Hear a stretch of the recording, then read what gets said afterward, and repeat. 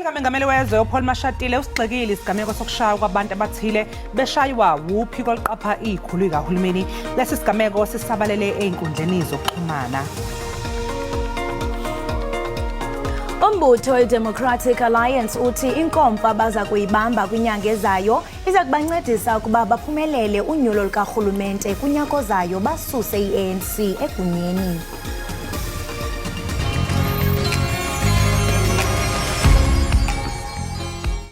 Sanibona ngibikelele umthandazo gatsha Mr Ngense sodwa ngabantawani ngemhlabeni naye Ekhaya Jikelele show entshe emnandi kakhulu siphethe sports siphethe indaba siphethe weather umnandi kakhulu hlala nje unethezeke nathi ngithi hey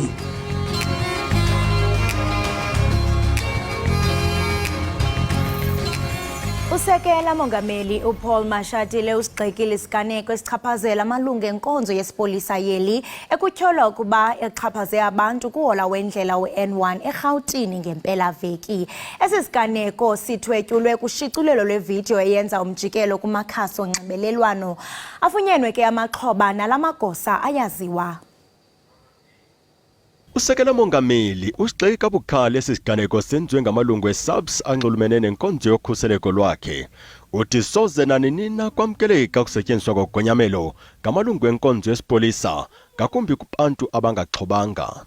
We don't condone behavior of people being beaten up by anybody. So we condemn that. And we support the Commissioner of Police to investigate the incident and make sure that whoever is responsible is brought to book. Ukanti inkokheli ye-Democratic Alliance uJohnston usichaze isiganeko njengesenzo sokusetyenziswa gwenxa kwamagunya watsho esigxeka kanopum esisenzo. Let me start this morning by expressing my absolute condemnation of the violent attack on motorists by members of the ANC's VIP Protection Force. Now let's be clear about one thing. What we see in that video represents exactly what the ANC really thinks of the people of South Africa. We, all the people of South Africa, are the ones down on the ground. And the ANC are the thugs masquerading as a government, stomping on our necks. Umkomishina wamapolisa kuzwelonke unjengele Fani Masemula uthembise ngelithi akuzukushiywa nempunde kuphando ngesisiganeko. Mnumzana Mashatile bongoze abemibeli loMzantsi Afrika babe nomonde bavumele ukuphethwa kophando. I-Democratic Alliance ikholwa ukuthi ingqungquthela eyinhlanganisela yamaqembu aphikisayo izobanjwa ngenyanga ezayo ingase bengomhlahlandlela ukugudluza i-ANC emandleni okuphatha okhethweni likazwelonke lwangonyaka ozayo. Amaqela amathandathu aphikisayo anombono ofanayo wokukhupha umbutho lawulayo kulindeleke ukuba adibane kwinyanga ezayo ngale njongo. Le ndibano yeentsuku ezimbini izaqhutyelwa kwakwindawo enye apho uthethathethwano lwembali lweCODESA lwenzeka khona. Inkokheli ye-DA ithi oku kuza kunika uqiniseko nozinzo oluya kuba imfuneko ekusekweni korhulumente wobumbano ngo-2024 ukuba kukho qela lifikelela ku-50%. We believe that the outcome could provide opposition voters with something that they've never had before, and that is a credible prospect of victory. By working together, the pact can be greater than the sum of our collective parts. By showing that South Africa can be rescued if we only have the courage to stand together. Nangona kunjalo iNational Freedom Party ithi ayizukuthatha inxaxheba kwindibano. By responding to their invitations was merely honoring the invitation. It has got nothing to do with us agreeing to work with them because we've got nothing in common. The DA has got a particular interest, whereas the NFP represent the poorest amongst our society. Kusenjalo, uSteenhuisen usigxeke kabukhali isityholo sokubetha kwabaqhubi angamalungu ecandelo lokhuseleko oluphezulu kuhola wendlela eRhawutini. Let me start this morning by expressing my absolute condemnation of the violent attack on motorists by members of the ANC's VIP Protection Force. Many of us have seen the horrific video by now, showing a gang of heavily armed men assaulting helpless citizens. Malunga neso sehlo esijikeleza ngoku kumaqonga onxibelelwano, uSteenhuisen uthi kukusebenzisa gwenxa igunya. Unikwe ibheyili yama-2,000 eerandi phantsi kwemiqathango engqongqo ubhishophu oneminyaka engama-42 ubudala otyholwa ngezenzo zokwabelana ngesondo nomfana oneminyaka eli-17 ubudala kwinkonzo yakhe eSpringbok eMntla Koloni. Le ndoda ityholwa ngokwenza isenzo sesondo nomntwana nokunyanzela ixhoba ukuba libone isenzo sesondo. Idolophu yaseSpringbok eMntla Koloni isabambo ngezantsi kulandela ezizityholo. Le ndoda ivelile enkundleni namhlanje nebandla layo belizimase ukuchotshelwa kwayo ngenkxaso. The accused has been granted bail of 2,000 rands, and one of the conditions is that he should avoid making contact with witnesses as well as the complainant. His passport was handed to the state. The case will be back in court on the 7th of August. Ityala liphinde ladluliselwa kwinkundla yengingqi.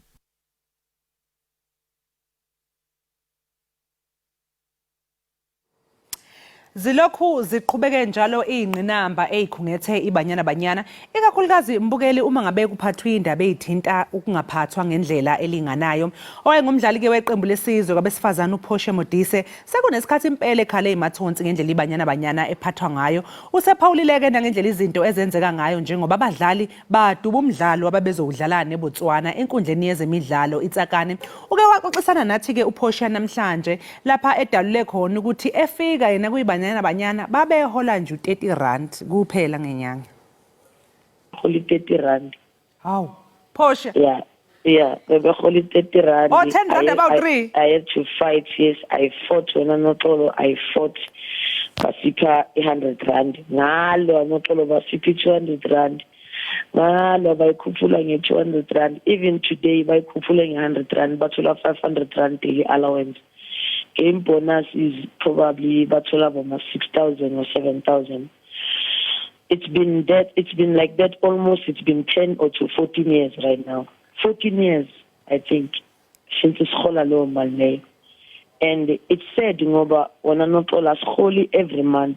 So hola ngesikhathi obizwa ngaso ecamping. If we sine game ngo January, maybe singahola, maybe singahlala singaholi ngoba nemali ayifiki ngesikhathi awubhatalwa ngesikhathi ungabhatalwa after 3 months or after 4 months. Nakhona so struggle kakhulu ngoba you need this money. We coming from disadvantaged homes. It's a talent, it's like a job to us. Abanye abantu bangasibona ngathi as athlete we chose the wrong sport, but for us, as much as abanye abantu they sitting in their corporate companies, they working there and they having fun. Nathi we having fun in our job, doing what we do and entertaining people and standing and presenting a country, not being soldiers in a different way, presenting our nation, banyana banyana. So it's bad when upuma a TV bese ubuyele ekhaya uhlala emkhukhwini ngapha ukwazi ukuthenga isinkwa ngapha ukwazi ukuthenga itoiletry but ngaso sikhathi udlalela iqembu lesizwe wrong. Ibanyana banyana it deserve ukuthi ibhadalo bakwazi ukubhadala ama bills. Angazi why sisathithwa njengabantwana, singabafazi, abanye bashadile, abanye banemizi yabo, abanye banama family. Angazi why sithithwa ngathi singabantwana abancane, why lesi siya senior national team. We were programmed ukuthi as women ngathi kunabantu abasenzele favor playing for a national team. Moqala ukukhuluma uthi angisayifuni 50 rand, ngipheni 200 rand ngoba 200 rand ngizokwazi ukuthenga itoilet bese bathi sizoxoxa ngoba ukhuluma kakhulu. Ngaxoshwa mina mengisho kanjalo. We Portia iyashaqisa le ndaba oyikhulumayo phela kuyahlekwa noma kufiwe bakwethu kodwa cha iyashaqisa lento oyishoyo. Mhlawumbe ubani lo muntu okuyena yena o responsible for ikonke lokho ukuthi kube nje, mhlawumbe ngokubona kwakho uma kungashintshwa ini singabona ushintsho uma ngabe kungenzeka ini? Bekunga change a situation, ama politician abuyele parliament, footballers abuyele eSafa House, people who play the game, people who understand how players they need to be treated, people who played in the bigger stage, and they will be leaders for what they did.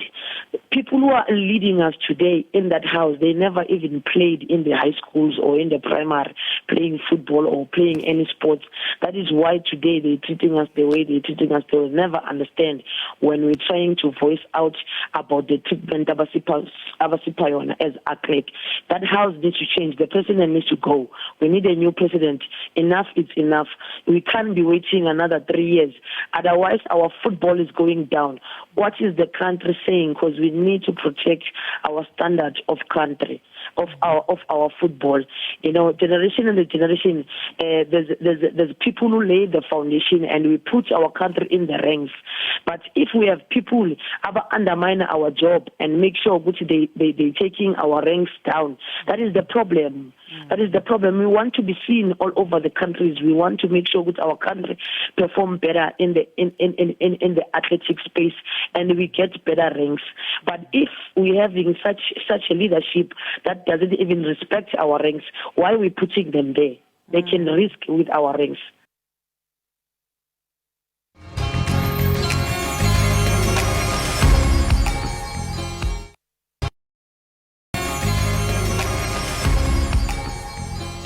Sikwamukele umbukeli wekhaya Jikelele. Uma ngabe usanda kungena sikwamukele.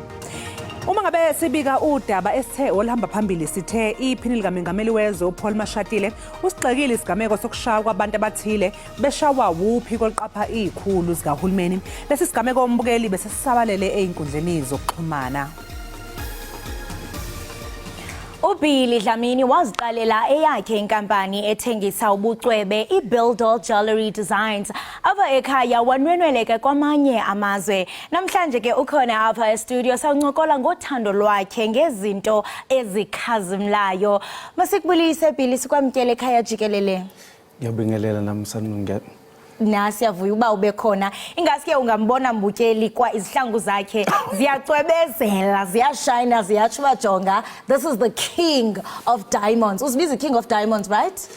Yeah, ngicabanga ukuthi ngiyadeserve ubizwa kanjalo. Yes, and ngathi into kubana you have done well for yourself kwaye siyazinca ngawe si ekhaya Jikelele. Out of everything ubunoyiqala sentsho kumashishini akhona uye wathi wenza ijewelry. Why ijewelry? Ngizothi ipassion into engiqale ngingane kakhulu from high school bengibese ngithanda ijewelry. So ngumfana okhulele lokushini, so sikhule ubling bling isashawa kakhulu ngaleza ikhathi zakudala.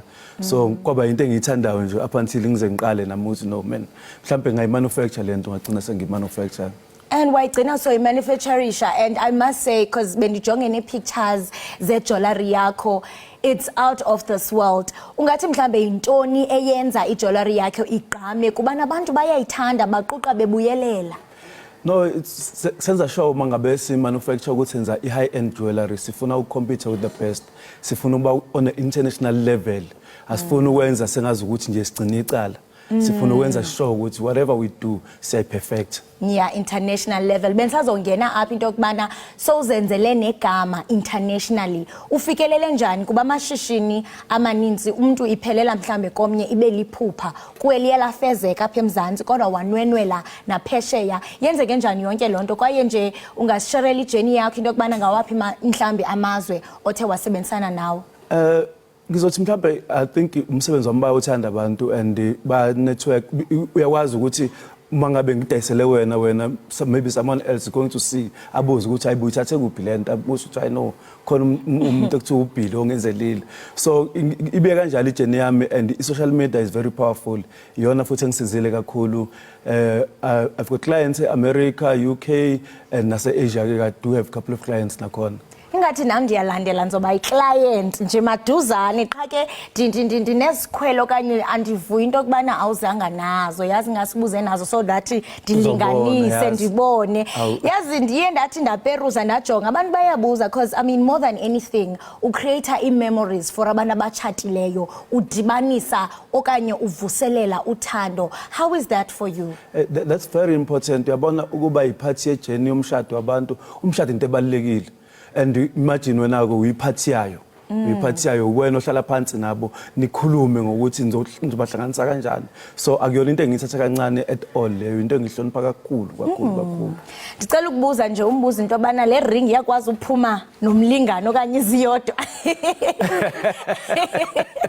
Bahlali bengibuza abantu bethi phela awusamele phela manje ukuthi mangabe ukhipha iring usitholele nomuntu ezophuma naye. Mhlawumbe kuhambe kulunge kwamanje. Usokukhande uthi ngikafana ucenge nyani ukuthi uyakhanda ngapha ne-ring ngapha unomlingani sesine balance. Yes, but senza yonke into man, not only ama-ring, we do ama-chains, earrings, everything. Ukuthi focus isema-ringini kakhulu ngoba these days iwona hambayo. Yabo, iwona into esathi no asiphushe kakhulu kodwa ke we do everything. Not just rings, no.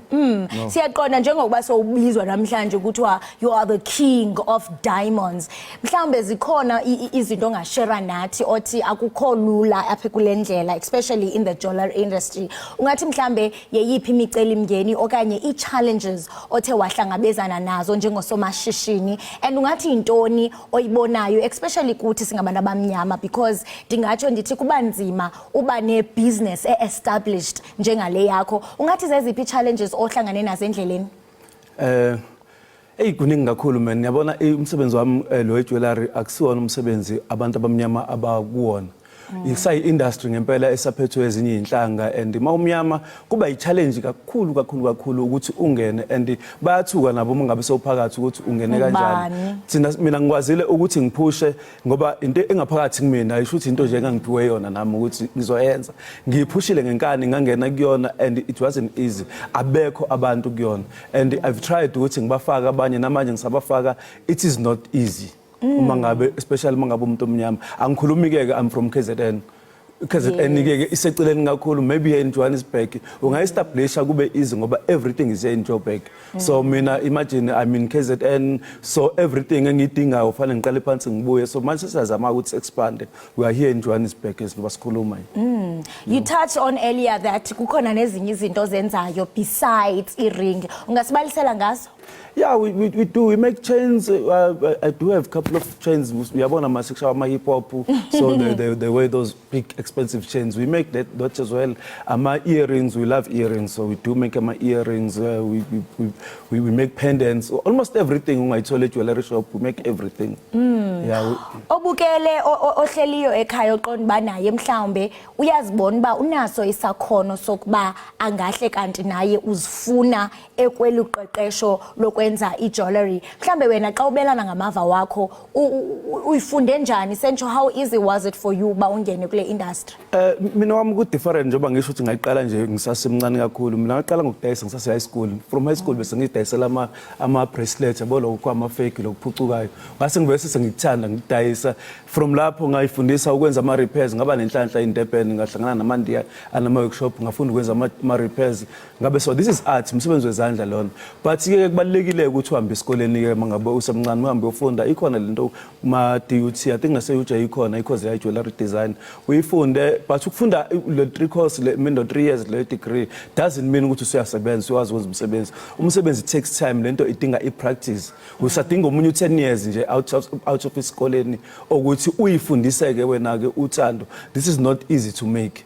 Awazi ukucompete nabantu on the international stage mangabe ungenayo experience, idinga experience lo msebenzi. Nesiphiwo yes, exactly, nesiphiwo. Nokuthanda kubaleka kakhulu ukuthi mina mangivuka nje kuseni ifona nami before nje anything ngisose ngazi ukuthi ngiyemsebenzini.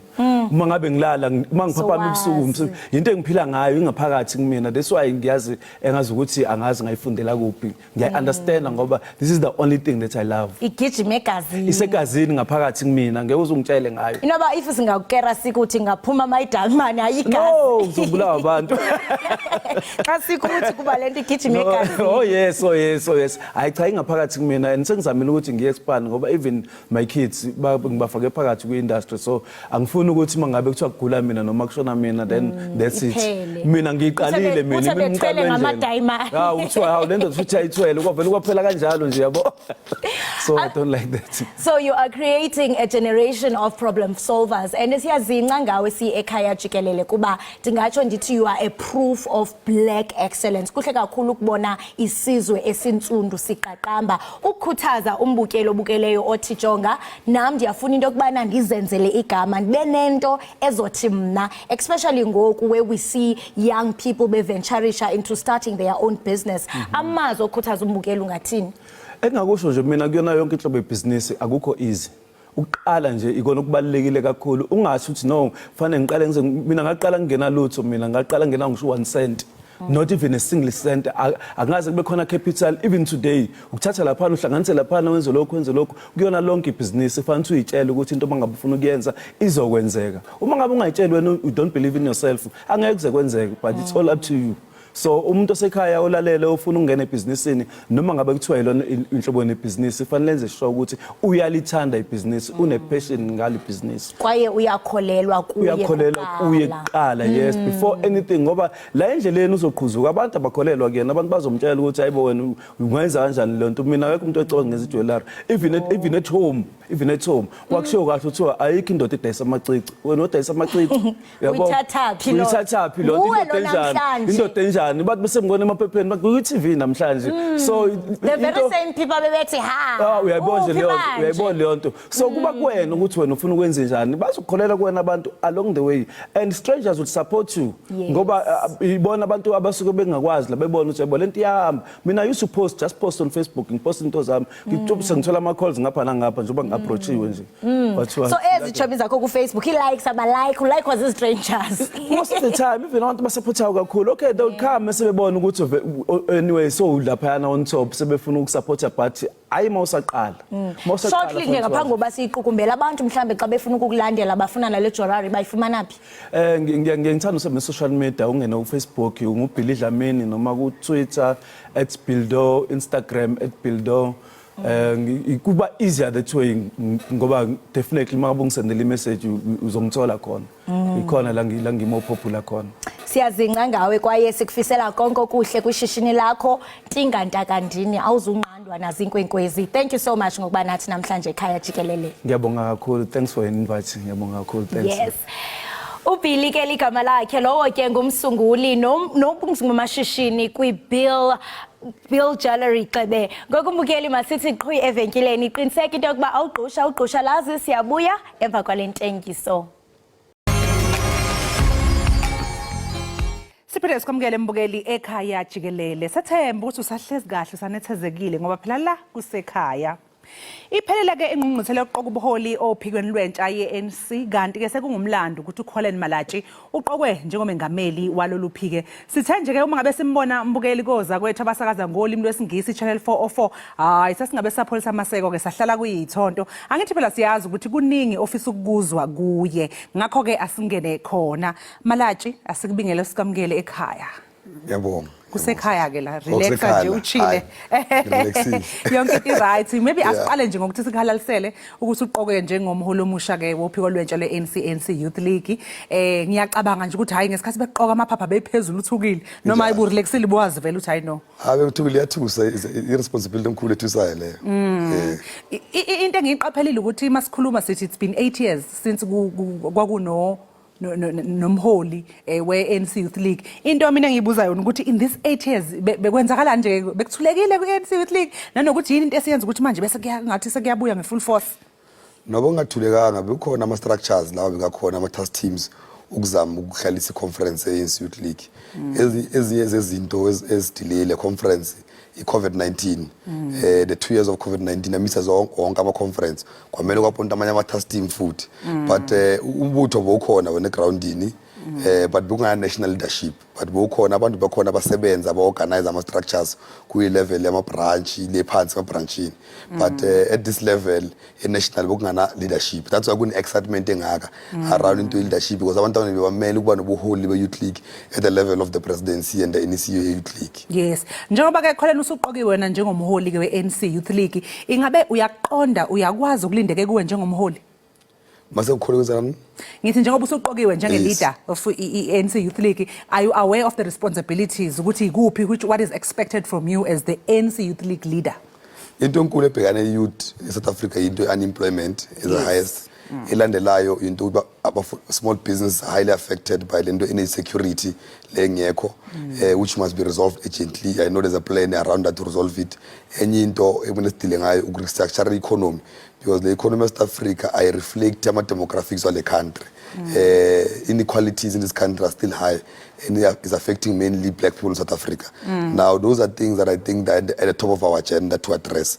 Enye into art and culture which we've neglected, sports and art and culture, school sports. A lot of youth bahamba bayistreet bayodlala ama-drugs ngoba our activities ezikolweni. Now those things must be taken back to basics. I think those are things that are in the next coming 4 years that we want to be dealing with. Njengoba nje wenza ke isibonelo nge-arts and culture ukhuluma ngendaba ye-sports nani mhlawumbe uyakusho njengoba kuyi-ID ukuthi these are the things eso-concentrate kuzo. Ikhona i-clear plan mhlawumbe yokuthi no, in order to do this kuzofuneka sihlale phansi nominister uziza kodwa sikhulume ngalolu daba sibonisane ngo-1 no 2 no 3. Kunama-resolutions esinawo. Into esele ukuthi kumele sihlale for i-National Executive Committee siwa fine tune then sibize lento wathi likhutla masikile likhutla develop into program of action la khona sizoshuta ngelanga elisosenza kanje ngelanga elisosenza kanje. These are our meetings our going to address it. Then we'll have a clear program of action on how to resolve zonke lezi zinto lezo. Manje mangabuza nje Colin mnumzana uColin phela sekufune manje sikubize sikuhloniphise. Ingabe bukhona noma bunjani ubudlelwano phakathi kwe-ANC Youth League kanjalo nalaba abamalunga amadala noma ubuholi lobuphezulu kwe-ANC? Sine relationship enhle mara uyazi relationship yethu izoba nama-difficulties as well because irresponsibility youth league is to make the ANC to be uncomfortable because the moment the ANC comfortable relaxed it means asebenza umsebenzi wethu. Now those difficulties will be there but organizationally is right. Inkinga nje ukuthi sizopusha very hard nizosibona because change is very painful sometimes kwabantu abangayijwayelanga. Now thina sifuna leyo change enzakale. Now sizosebenza kanzima si-United Youth of South Africa ku-achieve leyo change. Yeah, because bengithi ngisazobuza ukuthi yini nina njenge-ANC Youth League enizokwenza ukukhombisa nokuprova wrong laba bantu asebethi hayi i-ANC Youth League ayisekho mose kuthulekile ayikho into abasayenza. Leyo program of action engikhuluma ngayo manje of restructuring the economy of reintroducing school sports and art and culture issues. Into sizozenza lezo zobonakala ukuthi satressa all socio-economic problems as a youth. For example, into efana nto yabanyana the exploitation they're going through. Those are things that is needed the youth league for long to address. And I can tell you now we're addressing it every day. Today ngo-2 sabesise OR Tambo Airport to welcome them and see how we assist them, but then show them solidarity that we are ready to support you. There's a call by stakeholders that the individual must resign because of not responding to Banyana. If the individual doesn't respond to Banyana, we're going to support the call fully that he must resign because the exploitation and the high level of inequalities that Banyana is going through is inhuman. I don't think, because they're the most performing anyway. And when if you want to perform with something else, but I think it's sexist for them to be sidelined, but those who are not performing, which are Bafana, are giving the best packages, but those who are performing, there's no clear explanation for that. And kade sixoxisana before sixoxisana nakanye nawe kade sixoxisana ngocingo sikhuluma noPhosha Modisi. UPhosha Modisi wayewomunye babedlala kuyibanyana ke ngeminyaka emidala ngoba ungomunye futhi wababo owabhoboza ithumbu ngodaba olwenzeka kwabanyana besixoxisana naye ekhuluma wona lolu limi lolukhuluma ukuthi into edingayo amantombazana adinga ukwesekwa. Ngakho kuyathokozisa ukukuza ukuthi nebanyana ikhona einhlelweni zenu nayo niyayicabanga futhi niyama nabe ekutheni niyabaxhasa kulento eyenzakalayo. Manje ke njengoba kuvotwa ngonyaka ozayo 2024 hayi abaningi bathi u2024 is the new 1994, it's our 1994. Ingabe nina njenge-ANC Youth League iyiphi eni role enizoyidlala ukuthi i-outcome izoba njani ngonyaka ozayo 2024? Athina ama-ideas, what do you think about ama-elections angonyaka ozayo? Look, thina sinama-ideas amahle. Yeah. I've addressed some of them. We're going to engage on ama-stakeholders because the-issue kahle la ama-South Africans realize ukuthi ANC ayibaniki indlebe. Because by acknowledge ukuthi ANC into eziningi ezenzayo ezinken communities there's many other issues, human settlement issues. Kunendawo lezi there were no electricity in the past, now there's electricity. Areas where there was no water in the past, now there's water. There were kids that could not go to university, they never dreamt of it because of their family backgrounds, their universities. Kunokuhle kwenzile, but more must be done. Now it needs us to give them an ear. They are raising a lot of issues of crime that has not been addressed. They are raising a lot of issues of corruption that they feel is happening is not being addressed. Those are things that the Youth League will be ambassadors to deal with and resolve. And I can tell you, if you resolve all of these issues, people will go back and vote for the ANC in the next elections. Okay, so makungasombulula lezi inkingo ibalayo abantu bangavota. Obviously uku-ANC Youth League so vele usupport i-ANC. Kodwa ubona ukuthi abantu abasha ikakhulukazi njengoba nje wena urepresent abantu abasha, do you think ukuthi uhulumeni lo ongaphansi kweni kwe-ANC wenza izinto ezanele ukuxhasa intsha noma iy'nhlelo ey'khona ezixhasayo intsha ezenza ukuthi intsha izizwe nayo included? Like for example ngabuza ukuthi mina noxolo nje yikuphi mhlawumbe engingakwenza njengomuntu omusha ukuze ngiyenze isiqiniseko sokuthi isimo sabantu abasha la eNingizimu Afrika si right, nanokuthi ucomplaina lokho sithi ukuthi akwenzeka kwenzeni, wena ungangi-advise kanjani njengentsha ukuthi ngithathe iphathi nami ngifake isandla ekutheni ngisibone sesihlala kwiNingizimu Afrika eshintshile? Into yokuqala kumele siyenze bese sizi-skill as a youth. Many things ama-skills that are linked to the demand of the economy. Because if soccer subs, nama BA soccer South Africa yonke, who's going to be running the agricultural sector? Who's going to be engineers in this country? Who's going to be running the tourism sector? I'm just saying we need to reskill ourselves to respond to the economic demand. That is number one. Number two, not all of us must be employed. I take advantage of the grants that are there by government so that we create more opportunities for the youth. Many performing economies, whether it's China or wherever, they are performing on the basis on the small businesses. Small businesses are biggest contributors or the economic drivers in their own areas. Now, let's take charge. Let's take charge and make sure we do everything in our power so that we are full participant in our own economy. Because complaining is not enough. And it's not true that there's no opportunities. They are there, but we're not responding at the pace that we must respond to. You know, none of us want to be artisans. As long as all of us want to sit like this in offices.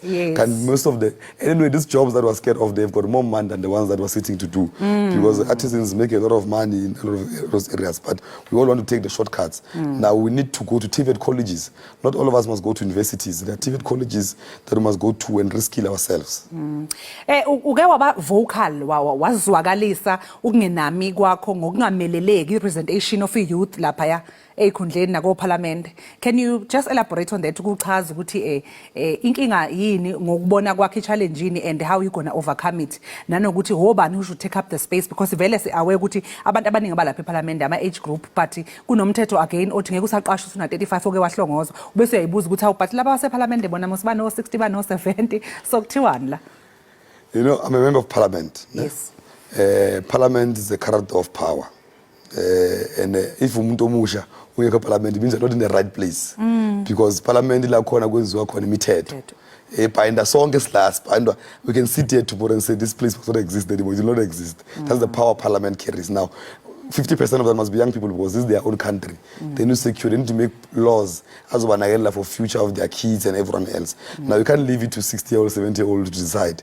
It must be us to do. That's why we're demanding 50%. The other 50 we can say can be a mixture because also we need a bit of wisdom and experience. It can't be us alone there, we'll mess up. We need those who will be guiding us. We've been here for the past 5 years. This is how things are done. So that those who come after us are able to guide them in that process. Kubaluleke kangakanani Colin ukuthi uma ngabe umholi lapha kwezepolitiki ukuthi ube nolwazi olunzulu sengisho ngolimi lwesingisi, educational background on politics itself? Look, politics are mainly practical. Yeah. They are based on activism. I'm a graduate of political science and international relations, but a lot of knowledge I've known it practically as a community leader, organizing community forums, engaging stakeholders, because it's an activist platform. Now, you can be an engineer and still be politically conscious. Yes. Consciousness does not need you to go and study political science. It needs you to practically then understand what kumele kwenzakale. Hayi cha Colin, siyabonga ngesikhathi sakho, sikufisela inhlanhla ke emsebenzini wakho omusha. Sicela ungasikhohlwa. Sicela ungayikhohlwa iyouth bakwethu. Ikhethile ngoba ikwethemba ukuthi uzokwazi ukufekezekisa zonke izifiso. Siyacela nje ukuthi uhlezi unonembeza wokuthi ubekwe kulesi sikhundla ukwazi ushintshe impilo ikakhulukazi zabantu abasha. Ngiyabonga for ukuhijacker. Hayi bekuhijacker kumnandi. Siyabonga kakhulu. Umbukeli ke lowo bekuKholeni Malatshi ongumengameli omusha weNC Youth League osanda kuqoka. Besixoxisana naye nje mhlawumbe mayelana nezinhlelo ezikhona abanazo nanokuthi ikusasa lentsha libukeka linjani. Njengamanje ke mbukela sisiqu 8 sizobuya emva komzuzu.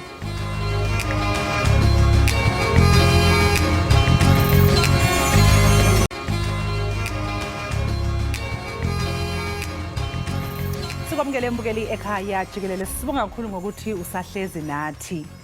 Usibekelwe ifa lemnyama umkhakha wegaqedisa isizungu ngokudlula emhlabeni kwenkakha engumdidiyeli nomqondisi wemidlalo uTebuho Mahlatsi. Ukuxokama kwekhono lakhe kwamakhela igama njengomqondisi womdlalo ohlabahlosile yizo kanti kamva nje usanda kubamba iqhaza ekusungulweni komdlalo ubizwa ngelithi Shaka Ilembe olandisa ngempilo yesilo sakwaDukuza uShaka kasenza ngakhona ilembe leqama nyamalembe ngokukhalipha nangokuhlakanipha okuyilo ke labumba isizwe sikaphunga nomageba. Ukuxoxa-ke kabanzi ngempilo kaMahlatsi semukela umqondisi MQ Ngubane obesebenza nomufi enkampanini iBomb Shelter Productions.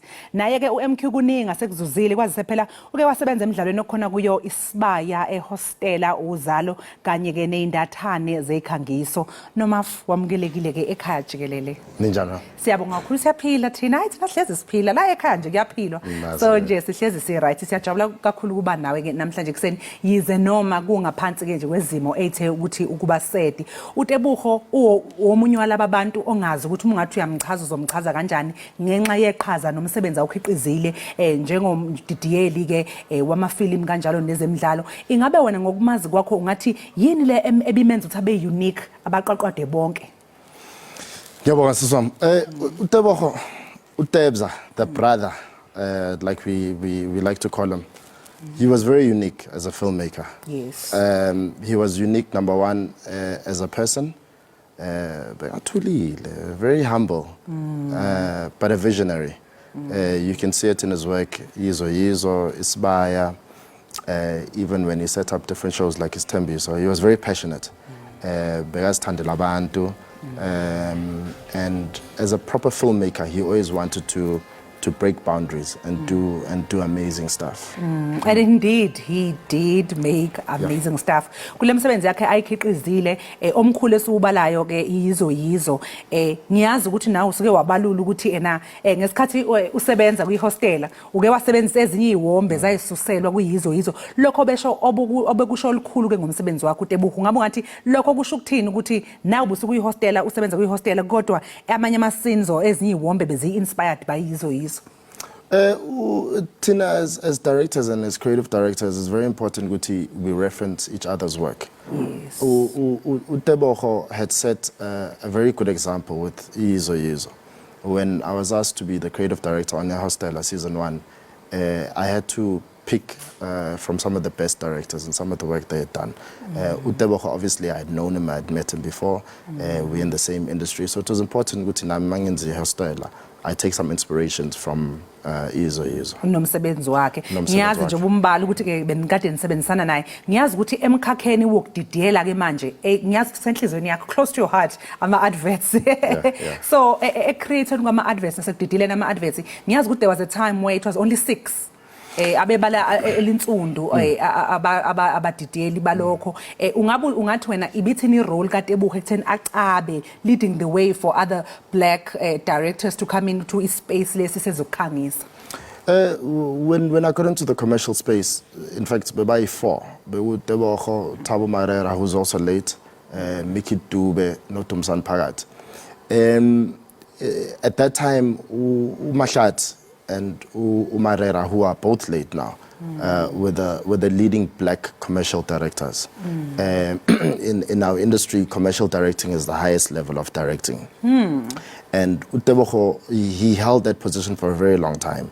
In fact, when we came in, I was probably the 6th black director, or 6th or 7th, somewhere there. But it was easier for me now to become a commercial director because Utebuho had already fought the battles that we had to fight. And, you know, he was there. He was consistently there. He continues to do very well. Directed big ads for Vodacom, MTN. Some of the biggest ads were actually done by Utebuho. And we're talking about a time where there were no black crew members in the television commercial space. So we'll always hold his name high. We'll always hold the name of Thabo Marera quite high. And he's left a very strong legacy for all of us. Manje ungathi MQ njengoba usho nawe ukuthi ukudirect ama ads it's the highest level of directing. So would you say ukuthi if you are successful in directing ama ads, then it's easy now when it comes to ama film, ama series, ama documentaries? It's very easy. Ama commercials are very much a school. It's a learning ground for us. Once you can master telling a story in 30 seconds, and that's why even up until today, you'll never find a lot of black commercial directors. I think Masiphelele, we're probably about 10 in the whole country. And we're probably about 5 who are actively working. Yes. So once you can learn that technique and that skill in commercials, it's very easy to give back. I mean, that's why you can see Tebogo didn't just do Yizo. He did a short film, he did another film, he set up his Baya, he set up his Tembi. So all that knowledge that he had from commercials obviously helped him become a better filmmaker. Yes, and siqaphelileke ukuthi nobabili wena noTebugo benikhuluma kabanzi, very passionate about ukuxoxa izindaba zethu zabantu bala eNingizimu Afrika ngqo. Lokho futhi okungaheha ke nabanye ababukeli bakwezinye izizwe zamazwe ngamazwe overseas as well. Ungathi kubaluleke kangakanani ukuxoxa izindaba zethu thina la eNingizimu Afrika? Kubalulekile. And not just myself noTebugo. I think a lot of us as black directors, as well as people like Angus Gibson and Desiree, who own Nippon. Maghraf. It's very important. I raise their names because it's something that sits on all our hearts. Let it not just be Ushaga. There are many stories in this country that need to be told about Tinabantu Bamnyama. So this is the time to do it now. Yes, obviously Ushaga is doing quite well, but let it not be the first and the last. Let there be many more. Manje ke uTebugo akasekho kuzoba kubhlungu yazi nje kusazothatha isikhathi umuntu ajwayele, but ungathini wena njengo MQ nje iziphi izifundo oyifunde kuye ozosala nazo nanokuthi iziphi izifundo ayikhiphileni uTebugo ezokwenza ukuthi wonke umkhakha lo usale uqhubekele uyaphambili? The most important thing about Tebugo, love, humility, passion, ubuntu. Tebugo wasn't a glorified director. Tebugo was a human being who loved people. And I ask and I urge directors to take and look at him for references. Let's not go around saying we are directors. Yes. Let's go around and love each other and help each other become the great people that he was and continue the legacy that he left for us. Especially for actors, I could think okay, isikhathi esiningi ke thina la sinokuba nama actor siwabuza imibuzo ama-callers afone ini, usually imibuzo ebekhona ukuthi ngingena kanjani, itholakala phi agent and all those things. So into njengo director ama ads sengisho umuntu who specifically interested kuma adverts, udirector phela uyena owenza zonke izinto, even though ngiyazi ukuthi you work with agencies okufanele balethe talent lezo kwenza lokho, but what would be your advice to somebody who wants to make it in the ad space in terms of saying she artistic manager but not like as a director? I think it's very important to understand that acting is a passion. And it's not something that will make you mustn't do it because you want to be popular. Whether it's ads or drama series or my movie, let it be a passion. Yes. We've got a new set of actors now and actresses who are very passionate. And we still have the older generation who are also very active. If you want to be an actor, get in touch with somebody, whether it's an actor or an agent, and see if they can just teach you one or two things. There's something called acting classes. Start from the very bottom and be humble. Yes, sir. That's what I always say. Hayi siyabonga kakhulu ngesikhathi sakho. Hayi bandla sithi dudu njengokudlula emhlabeni kaTebugo, sithembe konke kuzohamba kahle amalungiselelo everything. Siyazi ukuthi hayi ushiye imark ngempela ebonakalayo. Futhi nani sinifisela inhlanhla ukuthi niqhubeke carry the torch and do great things, amazing things. Thank you so much for ukuba nathi namhlanje kuseni. Ngiyabonga sizwa. Siyabonga kakhulu. Mbukeli besixoxisana nomqondisi uMQ Ngubane obalwa ke nabaqondisi nabadidiyeli bemidlalo abasemgangathweni ophezulu kakhulu kuleli ubezosilandisa ke ngempilo kaTebugo Mahlatsi ongasekho emhlabeni obeke induku ebandla nokho kulomkhakha njengomqondisi kanye nomdidiyeli wezemidlalo. Njengamanje ngembukela ke sibuyele edolo siyokhokha izikweletu ngoba lokho have kubalekile, sizobuya emva komzuzwana.